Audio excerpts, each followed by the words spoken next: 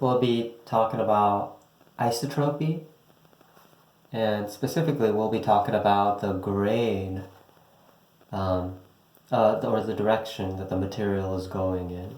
So for example, if we take this piece of paper towel, it's easier to rip it this way. Right? The line is a lot straighter going this way versus if I rip it this way. Let's see, there we go. If I rip it this way, it's a lot harder to rip it straight going across or against the grain than with, right? Than going with the grain. So going this way. And so that's all just dependent on how the material is constructed. Like for example, with paper, all the fibers are going in this direction.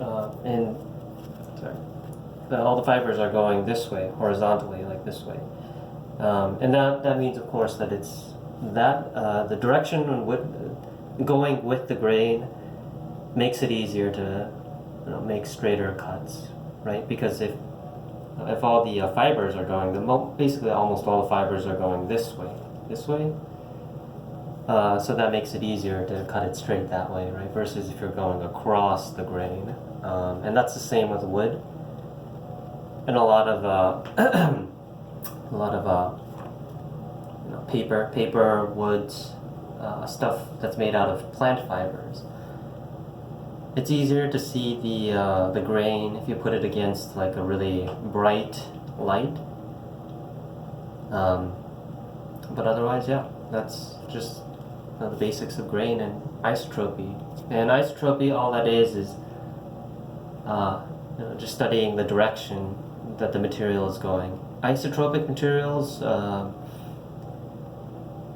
there's a certain direction to the grain, right? So like this piece of paper, and isotropy just means that it's really random, right? The grains are really random. That happens in like crystals, and or that happens in really small crystals. If you have a bunch of really small crystals, like granite, for example, although the crystals in granite, you can see them